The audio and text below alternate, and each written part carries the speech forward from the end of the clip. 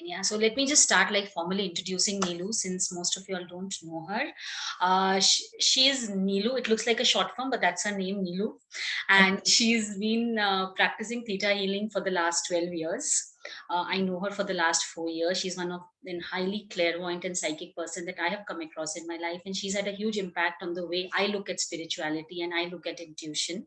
That's one of the reasons we decided that, you know what, she can really bring about a lot of changes in people's life. She is one of the very rare theta healers who have come across who does not finish her session in 1 hour. I would put it that way. Generally, theta healers do their sessions in 1.5 hours. Neha would be witness to that because Neha has done a session with her. She generally, her sessions are minimum 3 to 4 hours, and they are 7 hours. 7 hours. now we have reduced it to 3 to 4 hours. Now we've reduced it.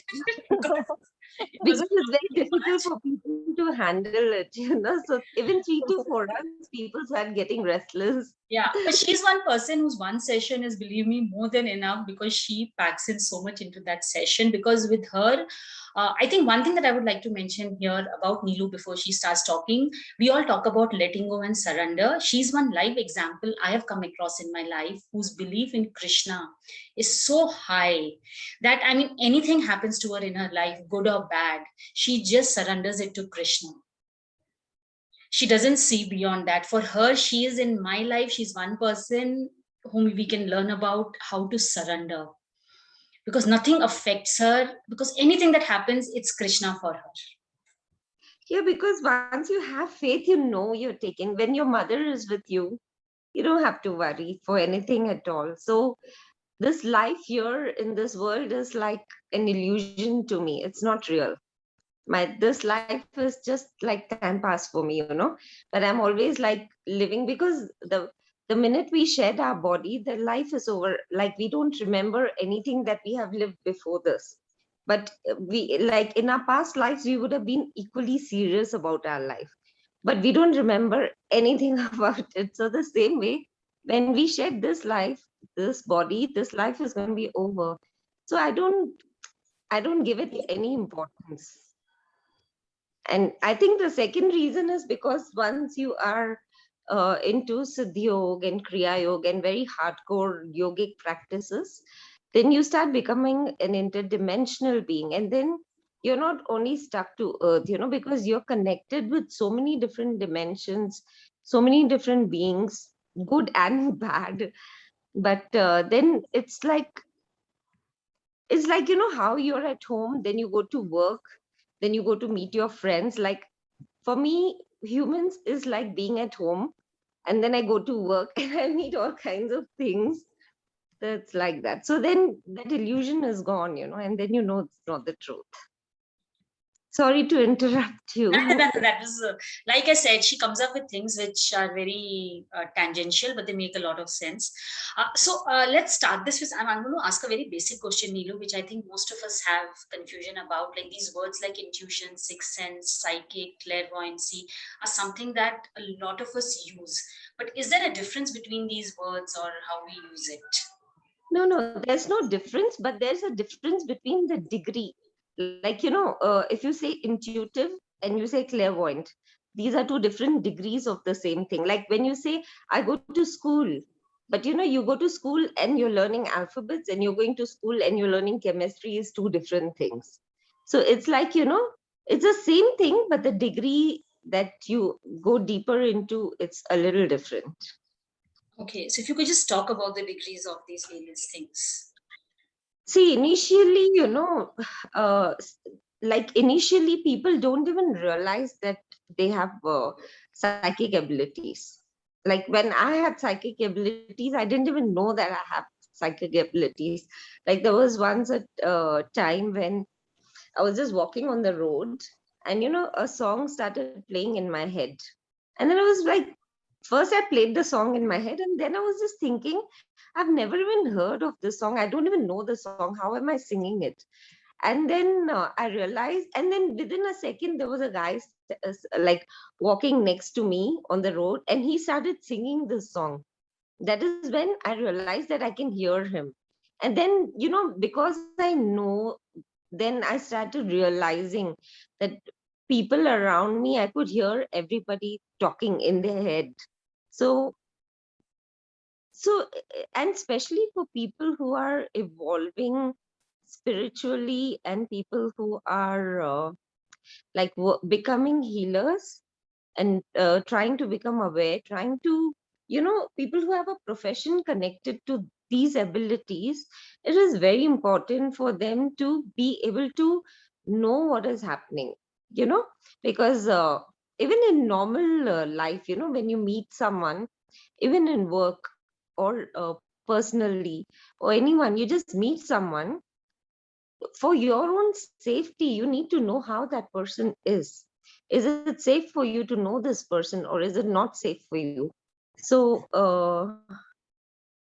I'm sorry, can you guys hear me? Yeah, we can hear you. Okay.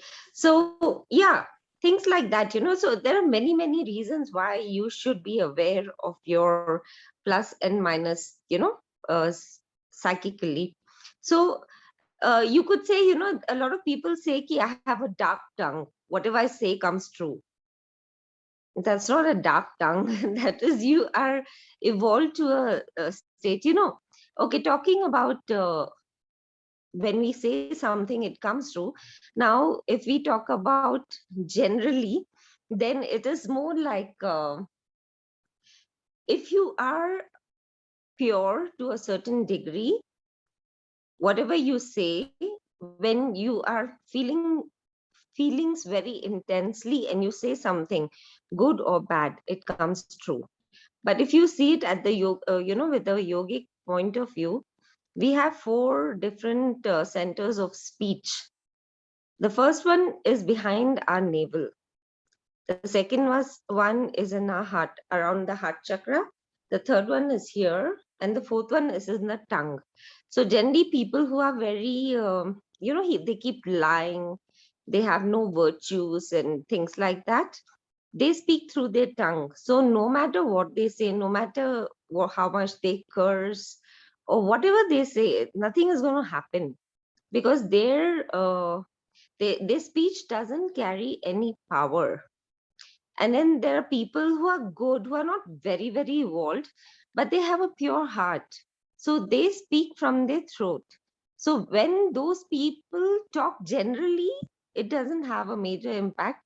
But when, they are very feeling very intensely something and they say that, it does happen to certain degree.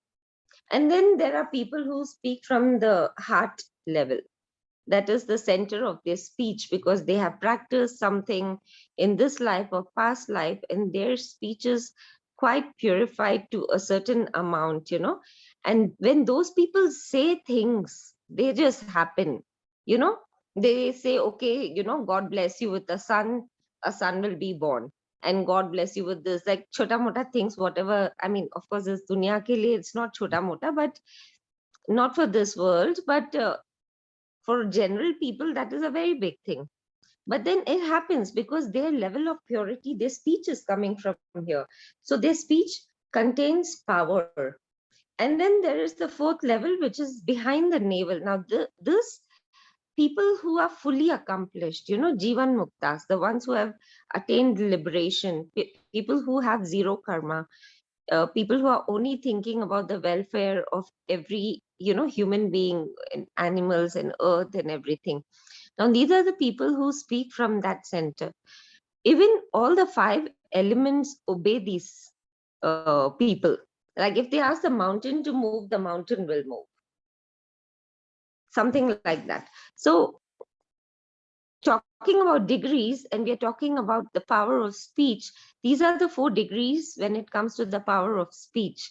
And the same way, you have clairaudience. And in fact, there are ways of people mostly say that I can't hear because they don't know how to hear, and they don't know how it feels like to hear. So when you teach them that this is how you're going to hear it, and then they understand it, and then they start kind of picking up on that. I'll tell you about my experience with when I first connected with my spirit guide.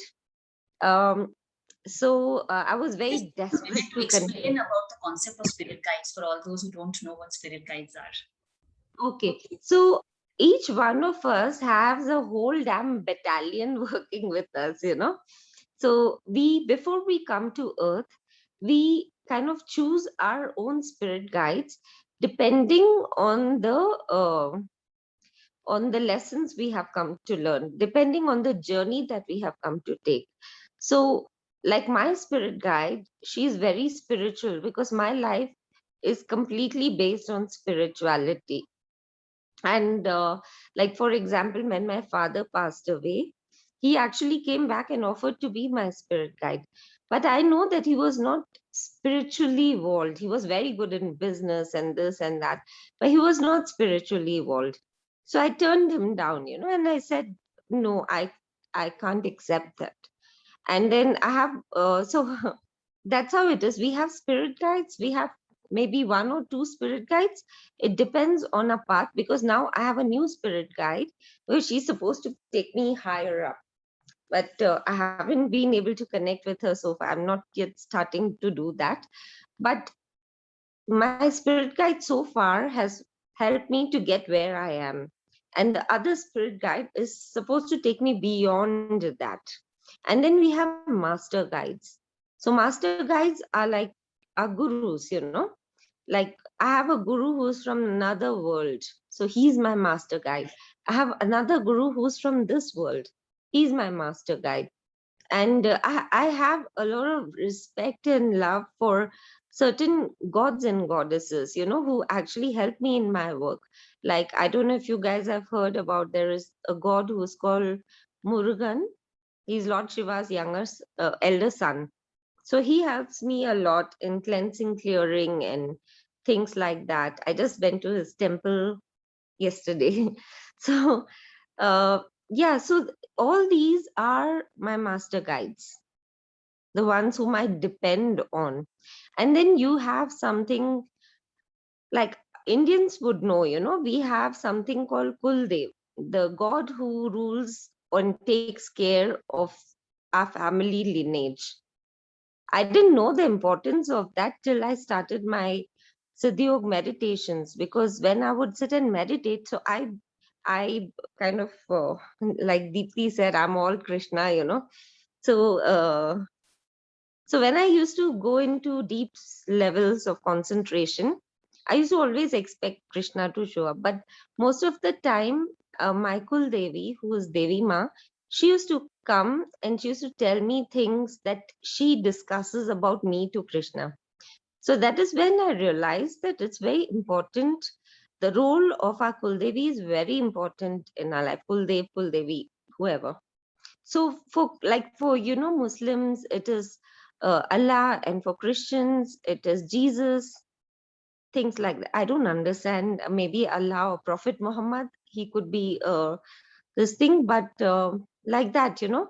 And then we have Ishtadev. Ishtadev is someone that we choose as our guide, we choose as our master, you know.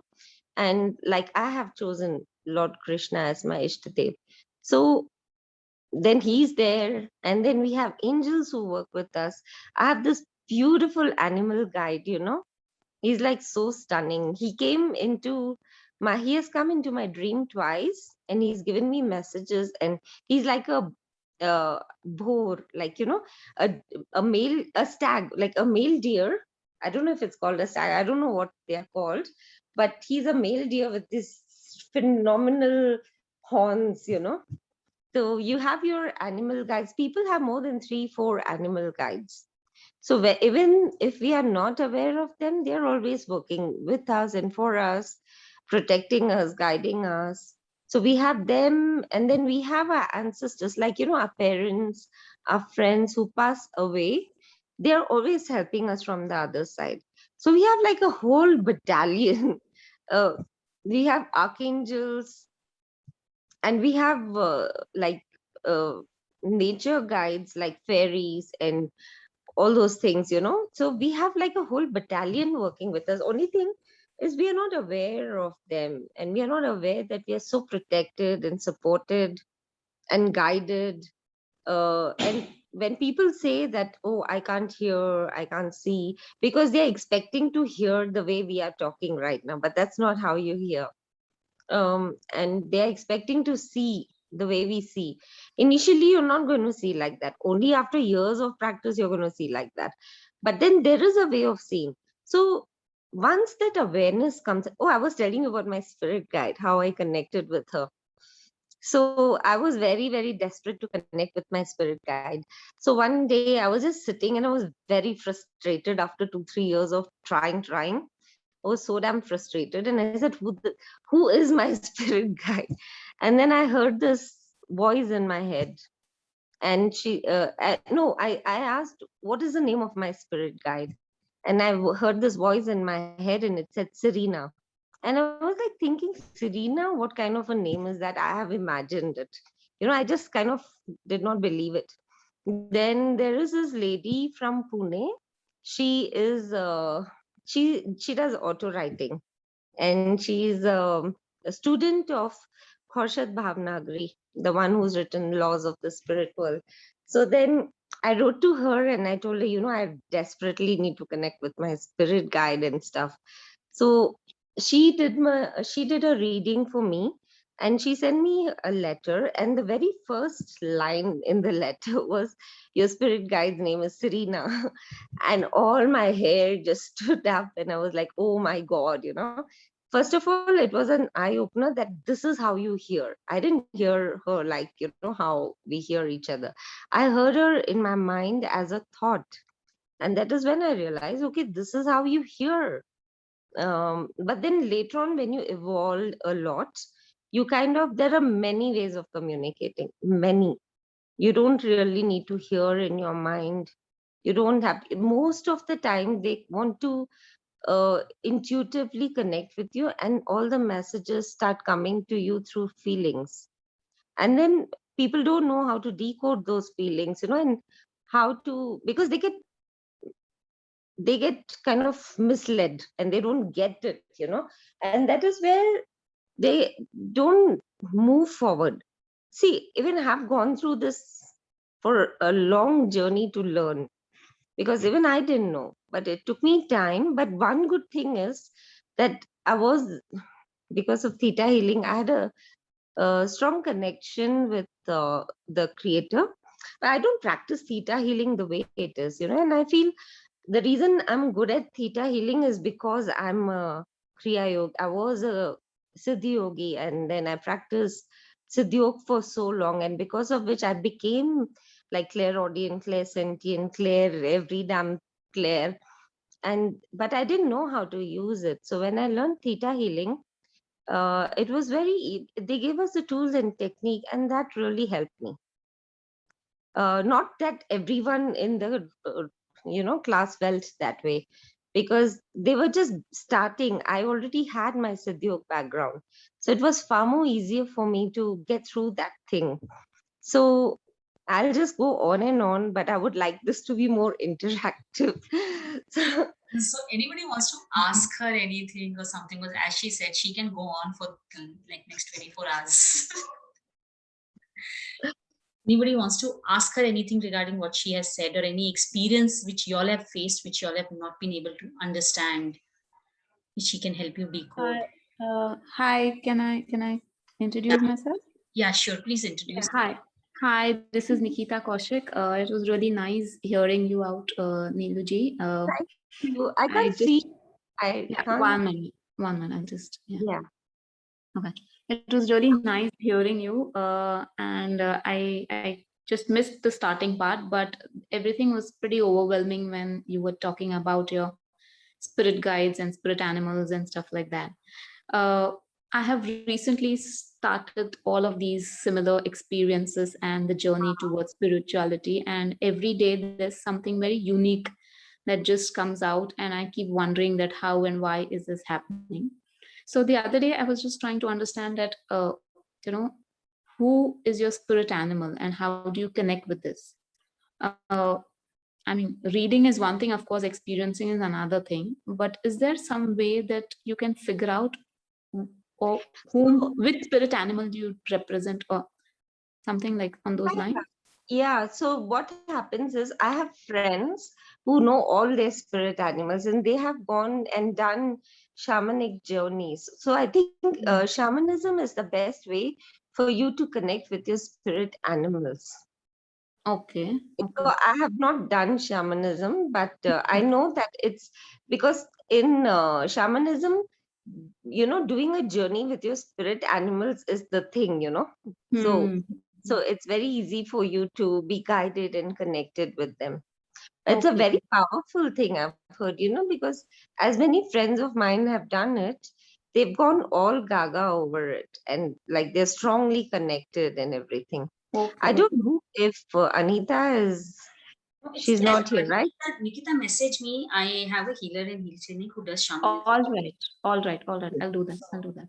Okay. Although I figured out that there is not an animal but a spirit bird who is guiding me, and he kind of, every time that I'm a little stressed or there's some unanswered questions and my mind is blocked, uh, the bird calls me and then just gives me a guidance as to this is the way that you need to look into, and this is something that you need to let go of, kind of a thing. That's so So beautiful. yeah. So I have named the bird also. It's basically he's an eagle, and I have named him as L as well. So So, it's what I feel is people who have eagles as their spirit guides, Mhm. they are very evolved and very old souls. Mm-hmm. Mm. Interesting, Mm. interesting. Yeah. So this eagle used to actually come and sit on the other side of my terrace. So every evening he would try and connect with me, and for a long time I never responded back. I never understood the meaning till I reached a point where I was looking for some guidance or for some mentors or some archangels to come and kind of connect with me. And one fine day it just came and gave me an entire dialogue. Then you're blessed. Yeah. Yeah. So That's so what I makes, was just yeah. so I was just wondering that is having a spirit animal and a spirit bird, are these two different things or No, no, no. When you say animals, it includes birds, animals, like everything. okay. Yeah, yeah. Interesting, very interesting. But when you are physically meeting your spirit animal, that's a very beautiful thing. But when you are able to access them in the fourth dimension, like, when you are in your physical reality, Mhm. to some extent, it's a limited approach, because they have to come down to our vibration and stuff. But when you are able to go up to their vibration, they Hmm. can do more magic. They can bring Hmm. more magic into your life, and you can have deeper journeys. Like life becomes really thrilling when you Correct. don't, when you Correct. become a multi-dimensional being. Correct. So this, I was connected to him when I have just shifted to a new location, and Okay. where I was staying in my old house earlier, and another city completely. That is where I came across this eagle, but now I've shifted to a complete different state and a city. I don't see him at all anymore, but I connect. I Hmm. connect on almost like a daily basis. I think it's a good idea for you to do shamanism. Okay, I will connect with Deepti to Yeah, get because this. if you're interested in this and if you're Sure. able to connect with it effortlessly, that means you have practiced it in past lives. Hmm, hmm, So hmm, then hmm. that is the way for you to go. Awesome. I'll look into it for sure. Thank you. Thank you so much. Welcome. Nice hearing you. Thank you. Same. I mean, at least someone spoke. Can I speak on spirit animal a little bit? What? Can I speak on spirit animal a little bit? Yes, Sunny. Yeah. Yeah, because yes, in shamanism, you have your spirit animal which guides you to take you to different realms also. They actually walk along with you to the under earth, above, everywhere, you know, they literally, and you connect with them in a level. Is it clear? Yes, yes. I think it's a whole big subject. Once you get into shamanism, you get a clear picture how they not only take you to different realms and they guide you, whether you see them, you don't see them, they're totally within you. And every moment of life, when you even wish for something and pass through certain areas you can't, they'll show you the path. My spirit animals, I have like horse, owl, and it's just not one you'll have. You might have 2, 3 also. Is it clear? Yeah. Yes. Thank you. This was really helpful. And now I'm getting interested in and overwhelmed with this whole idea of shamanism. Shamanism is it's a beautiful subject by itself. It's lovely. Thank And you. you will actually travel to different. Yeah, okay. Most welcome. I'll dig deeper now into this. Anybody else wants to share their experiences or have any questions for Neelu? Hi, can I ask? I have a question. Just put your name. Just say your name now before you. I'm Neha. Yes. Okay, so my problem is a little different. It's just that I have done so much of this now. I've learned Reiki. I've done animal communication, plant communication. I've done sessions with Neelu. I practice Buddhism. I've done your inner child meditations also, and I've connected with my guides as well. And I just feel that now that I know so much, I'm lost. I don't know how to proceed and which direction to proceed in. Though I have been told by my guides that you have Buddhism, you don't need anything else. But somehow I'm always drawn to something else. Sometimes it's Reiki, then I drop my Buddhism. Sometimes it's meditation, then I drop my Buddhism, and then I'm always left in this. How do I move forward kind of dilemma. So how do I proceed? Yeah, see, what I will just tell you what I would do, what I have done and what I would do. Life is all about enjoying yourself and being joyful and growing. So, whatever makes you feel joyful, because sometimes, learning too much, doing too many modalities also confuses you. But that's okay. It might even like you might pick up one thing from everything, and all put together will help you. But what you have to think is, what is it that you enjoy doing? Because see, if you have come to earth, if you've lived a life and you've learned so much, it's not for nothing, right? At this point, there are a lot of souls who are coming in to earth to help a lot more people. So you are one of God's warriors and you're here to help. So now you have to figure out what is it that you enjoy the most. See, I have done Reiki, which I love, and there's a part of it which I told you, as you know, I'm sure you've done Reiki, you will know that there is a master symbol called whale. So out of the entire Reiki, I started working with whale, and that is what I'm connected to. It works big time, it helps me. So that is what I picked up from Reiki. And then I did Theta Healing. I picked up the technique. I don't follow the rules of Theta Healing, but I picked up the techniques to use with whatever I have. So pick up one good thing, one or two good things that you feel connected to, that you feel are easy and effortless for you to use. Then either if you enjoy any certain modality, follow it. If not, every human being is a modality in themselves. So see what helps you. Maybe what helps you, you can teach others, and it'll help others as well. I think you know I think it's time for you to start helping other people. That is I what feel so too. That is yeah. what I keep hearing. I mean, I Yeah, keep sensing. yeah, but you have to first figure out. See, helping doesn't other people doesn't mean it's something that where you don't have a choice. You always have a choice. You have to choose a path that helps other people, creates abundance for you, and does not harm anyone, right?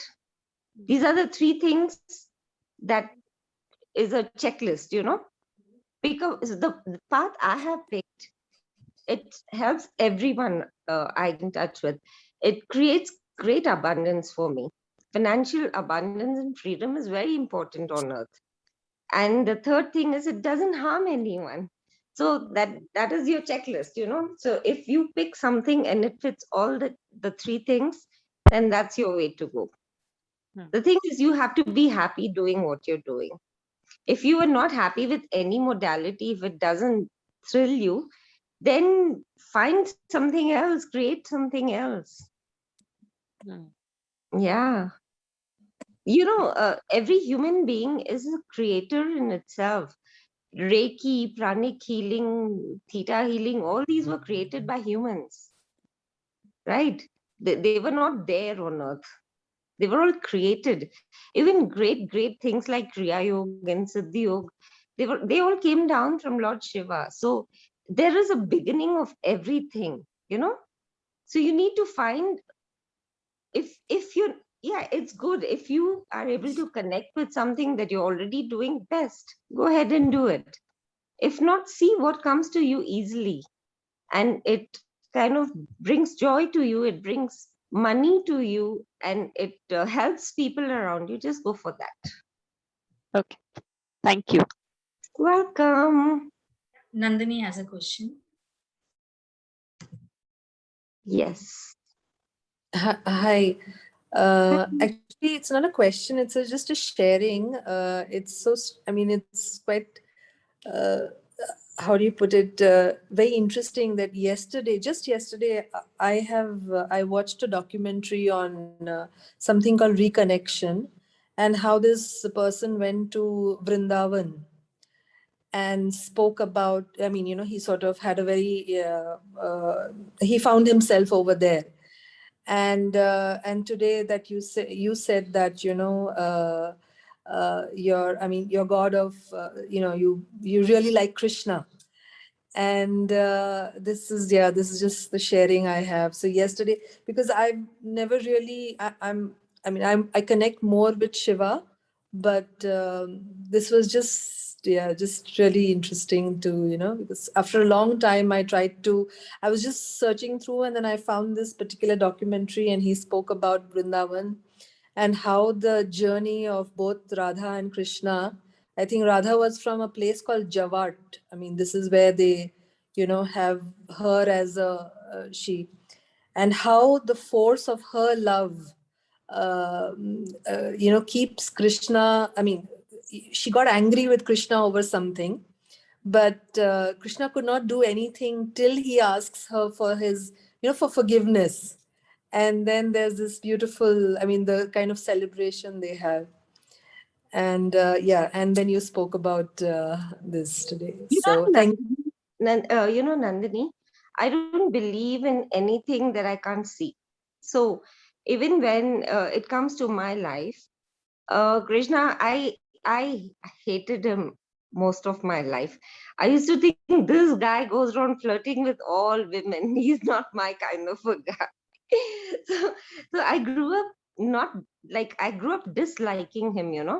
And even then, when I was growing up, my father had given me a small Krishna, and I wanted the Shiva. He had a Krishna and Shiva, and my sister took the Shiva, and she said, "No, I'm into meditation and all. Shiva is mine." And I had no other option, so I took the Krishna and put it on the window and never looked at him. And this is how my journey with Krishna started. But as I grew up, uh, there was a time when I became very suicidal in my life, because I didn't find, I would have definitely committed suicide, because I did not find any way out. I couldn't find happiness, joy, nothing. Like everything was over for me. And that is the time someone gave me the Bhagavad Gita. And then out of frustration, and I had nothing to do, so I started reading the Bhagavad Gita. And I started reading the Bhagavad Gita, and suddenly, in the nights, I would sit and close my eyes just to pray, and there would be a slideshow, literally slideshow, with Krishna pictures, And I used to wonder, I've never seen these pictures. How am I imagining them?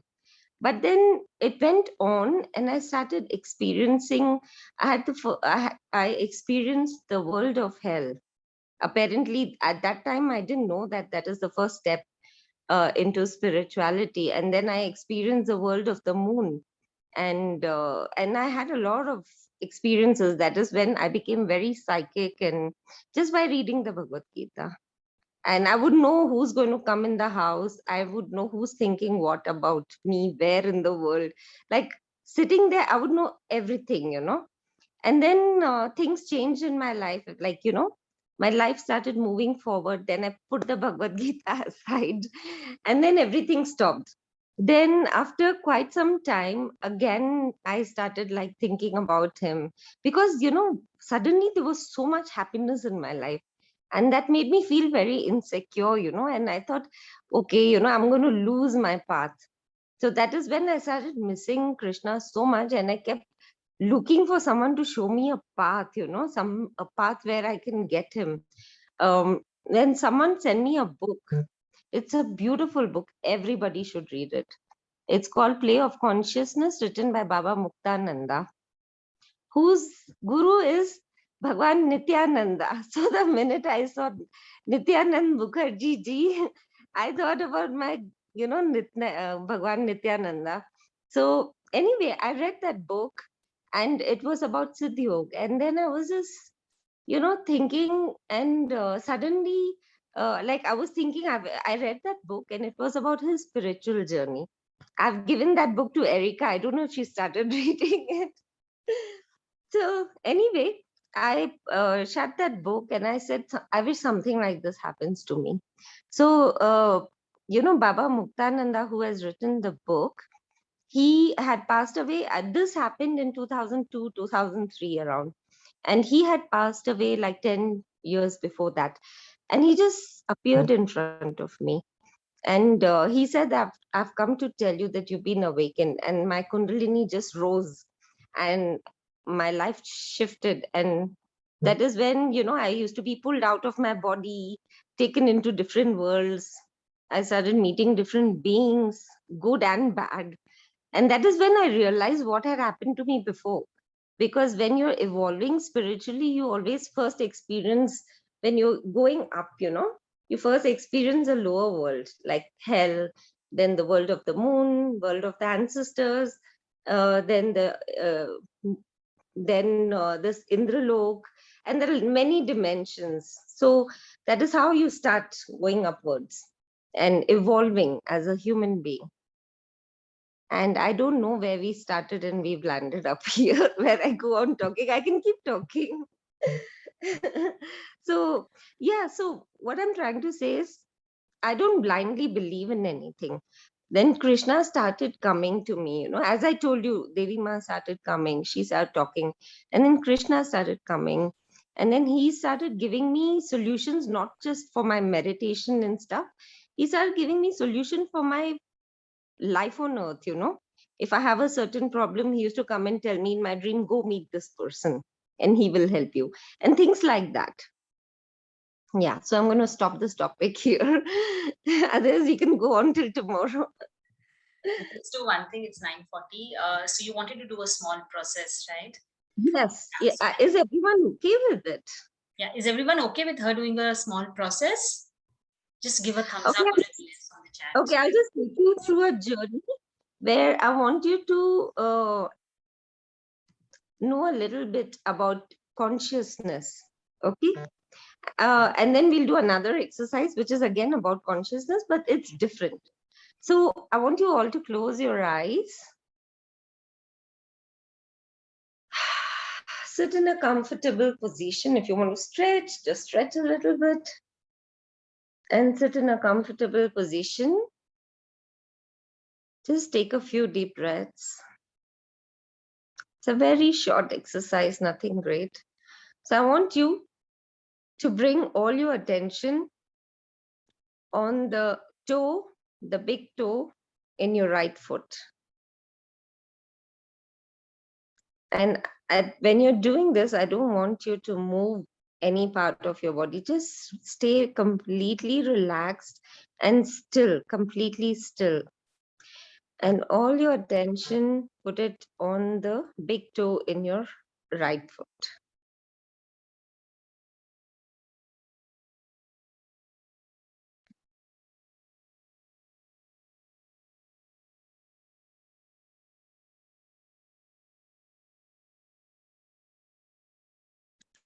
Now, I want you to detach from that place in your body and bring your attention to the thumb in your left hand.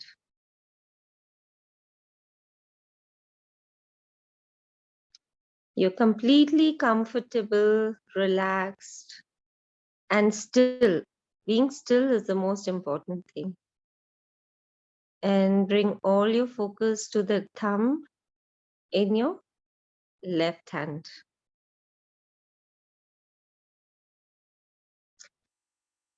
Okay, now you can open your eyes. Now, can you just tell me, when you were focusing on the toe in your right foot, what were you aware of? Can anybody just tell me?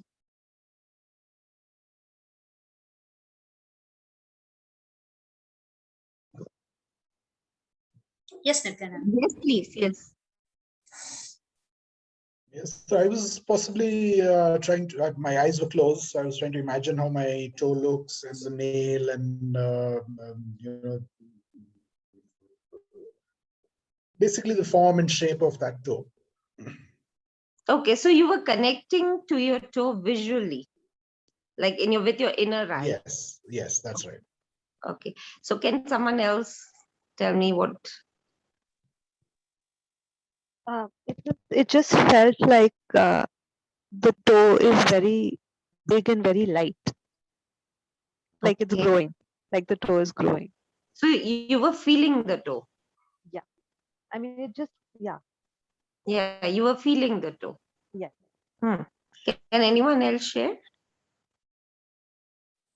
So I think similar. I was feeling the toe, but if for some reason I felt it was a little heavy, and I could feel it. For some reason, I could feel it separate from the other toe. So I couldn't feel only it. I could feel it in relation to my other body parts, and that I was focusing on it and on purpose, not focusing on everything else. I was aware of that as well. Yes. Does anyone else want to share anything? Yeah, so I was able to feel, and at times I could even see it, like as if my toe is getting a little bigger, and it is like the focus of the entire body. So I could see as well as feel it.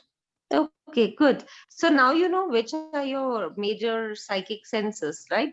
The one that you use instantly are the ones that are... Okay, now let's talk about the left thumb.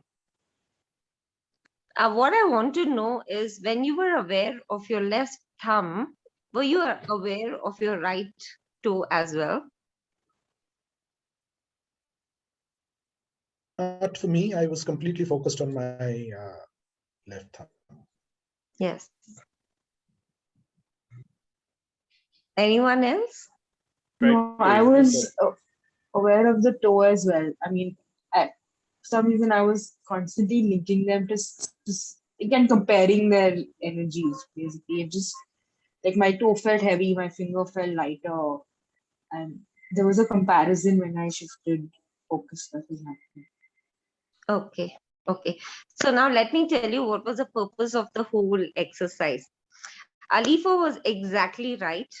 What she said is what we were doing, because what we were doing is we were trying to bring our awareness. We were trying to detach our awareness from the entire body and bring all our awareness to the toe. Right? And then quickly, I asked you to bring your awareness here. But the reason Alifa could not fully focus here is because she was still focusing on the other one. So that means you need to still build up on your focus. But you see the power of a human mind. You would, if you get hurt in a place in your body, if we cut our finger or something, we become so aware of it. Oh my God, it's painful, it's painful. And suddenly, all the time we are aware of it. And suddenly, if someone comes in, we kind of totally forget our finger, you know? That is because we shift our awareness. Now, spirituality is all about awareness. This is a small exercise just to show you the power of your mind, where when you're focusing on one part of your body, you're forgetting everything else. Now, it's not that just that your awareness is only in your body. It's not. It's not only in your body, only in your physical body. Our awareness is everywhere. But because we say, okay, this is my body, this is my awareness, this is the limitation of our mind. But our mind is capable of shrinking the awareness, bringing it to one small place, at the same time expanding our awareness and taking it like really in a big way. So what we've done right now is try to shrink our awareness and bring it in a small area. Now, when you learn scanning, and when you learn other tools like that, when you learn, if you have to scan someone who's sitting in some other country, right? So that is the time this exercise, if you keep doing this exercise, that is the time this exercise will help you strengthen your scanning power. And first you do it on yourself, and then you can actually, I can tell you, because most of my clients, I don't even know how they look, because they are all over the world. I just get their name. Even when we are in a session, I don't, it's a audio call. I have no idea who they are. I don't know how they look, but I just connect with them, and the creator gives me all information about their past, present, and future. So if you want to achieve that state, if you're striving to get there, this is where you start. And Alifa, it's very important to be able to bring your focus to one place, right? So you have to not kind of let your focus be kind of, you understand what I'm saying, right? So there is a thing that they say that we cannot hold our focus for more than 1 minute in one place. So that is what we have to keep practicing to become good at scanning, to become good at even for our own family. If we need to know what's happening with our children and things like that, these things really help us, these exercises and these practices. Now let's do the second one, where I'm going to show you how to expand yourself. So this is how I kind of, not just me, every healer does this. So this is how all the healers kind of access people sitting in the other, part of the world, and they can tell you what's happening with that person.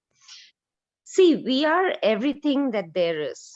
We are all that there is. Okay. Only thing is, we have shrunk ourselves, and we are living in an illusion where we believe that we are the body, right? But just when we go to sleep, what is, we even don't come to know what is happening around us. Why? Because we are not in the body anymore. We contract. When we sleep, I don't know if we have time, but Deepti, do we have time for a little bit of discussion? We can, or we can have it next Tuesday, because it is going to be 10. Yes. And Okay. because with you, I know we can go on till like 12:30. Till tomorrow. We had set Anyway, our session. Yeah, so let's do this. Oh, it was a half an hour session, right? Oh my God. Okay, I'm sorry about this. So anyway, so just close your eyes. Stretch yourself a little bit so your nerves are relaxed.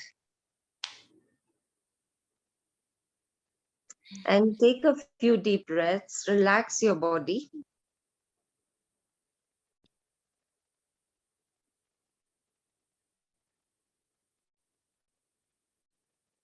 I want you to bring all your focus in the center of your chest, which is the heart chakra.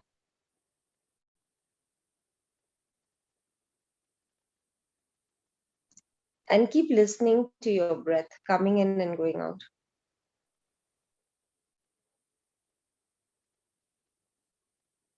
And then imagine you're breathing through your heart chakra.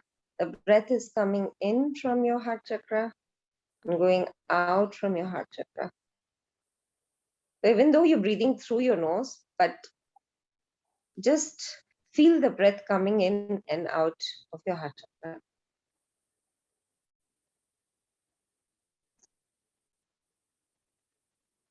Now, whatever color that comes to you intuitively, see that color in your heart chakra. It could be silver, white, yellow, golden, blue, purple, violet, anything. Whatever comes to you naturally. And then expand that light from your heart chakra to your entire body. And see your entire body has become that color. And then further expand it into the furniture that you're sitting on. And not just your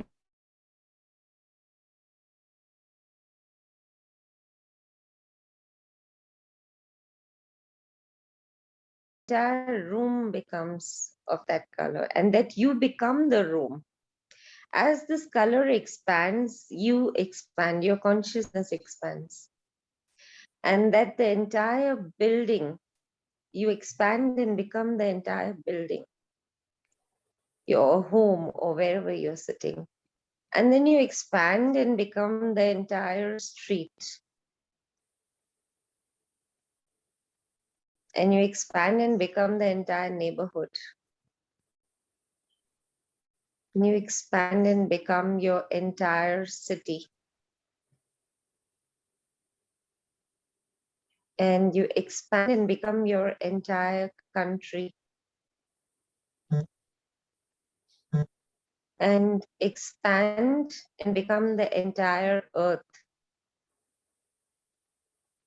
And further expand and become the entire solar system.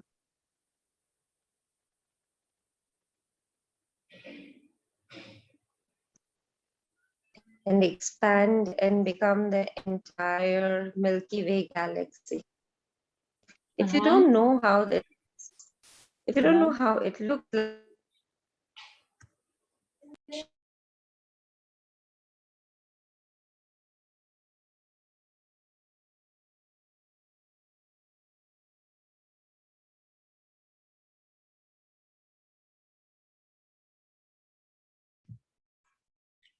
So just feel yourself expanded enough to be part of the entire Milky Way. Your consciousness has expanded, and you and the entire planet and the galaxy and the Milky Way are one.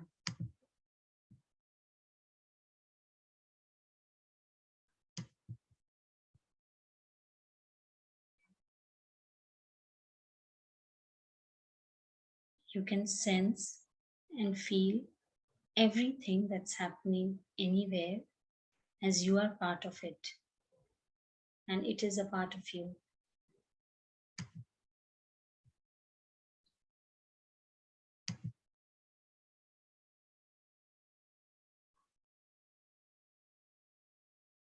Feel the expansion.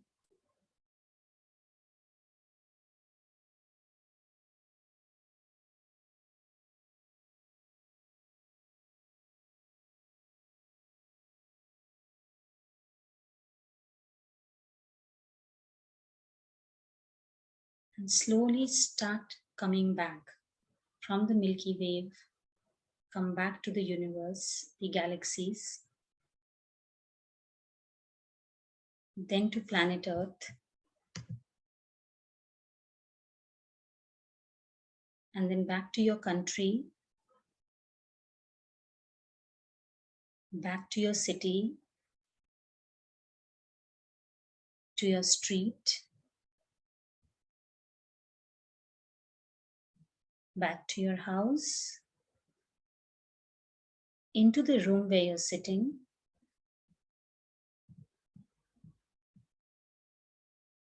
back to your body. And now come back to the heart chakra where we started.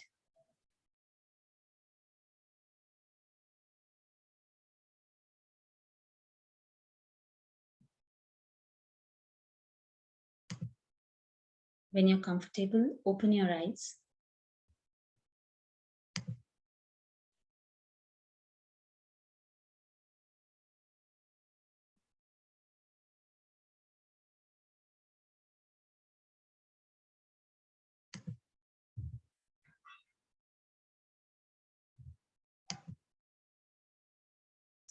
So we lost Neelu in between. Sorry, that's why I took over, because we were already at the galaxy and the solar system. Anybody wants to share their experience?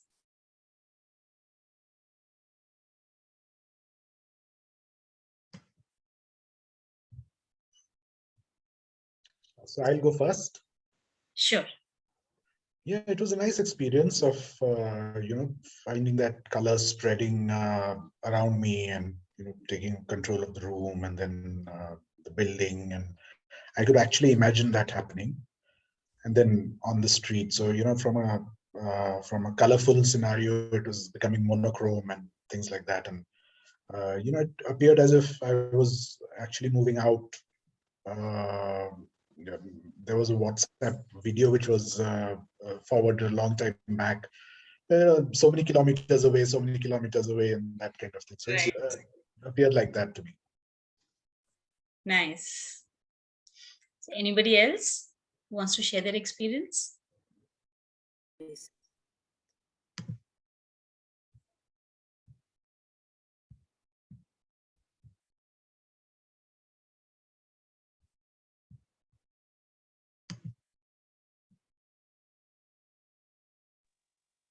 Yeah, Anita.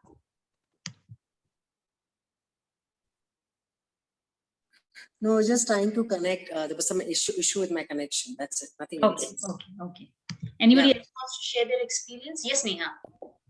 Hi, guys. Okay. So I got them back to the heart. Now you can take over. I'm using my friend's phone because I don't know what went wrong with my phone. So I was asking people to share their experiences. Nityanand just shared. Anybody else wants to share? And how was it different from, let's say, when we focused on the toe to then when we expand to the solar system? It was. Yeah. Can I share? Yeah, Bhumi is saying something. Yes, Bhumi. Yeah, I also want to share. No problem. May I go first? No, please go ahead. Go ahead. No problem. Okay. Yeah, actually, in this process, I actually felt that I was there. Actually, it's a very nice experience. And when you say, no, you're coming back, so I'm, slightly coming back. So first time I actually felt whatever you are guiding, and I was feeling in my consciousness, expanding. So very nice experience. That's beautiful. Thank you for that. Yes, Neha.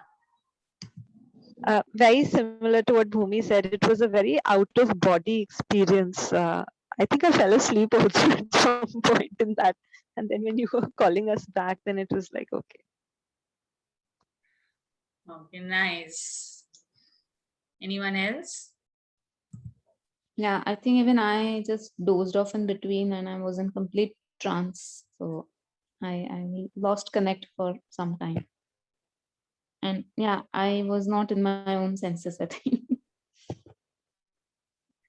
Neelu, you're muted. Neelu, you're muted. So the senses start. Yeah, can you hear me? Yeah. Okay, when you do such meditations, your senses start turning within. So you start going inwards. So you detach yourself from the external world. So it's not that you lost concentration or whatever. You were actually gaining concentration within you.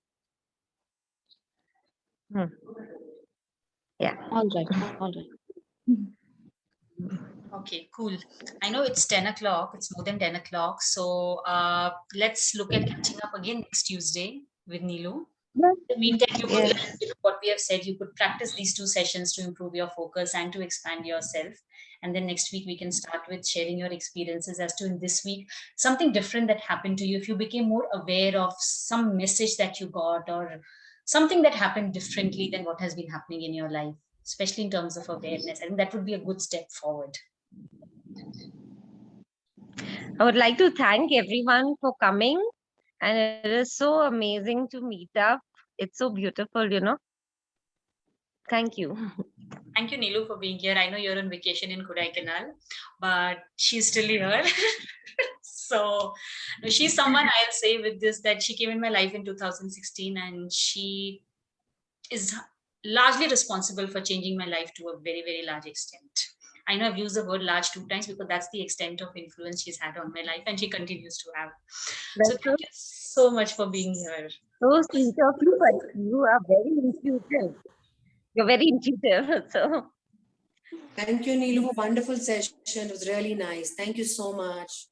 thank you. Thank you Deepti and again. I've Neelu had for some organizing interesting learning. this. Thank you. And we'll Thank catch up. So the link will Thank be in you this. for a wonderful session. So please save this link because the link is same for all the 4 Wednesdays, all the 4 Tuesdays that we are going to have this. So please save this link.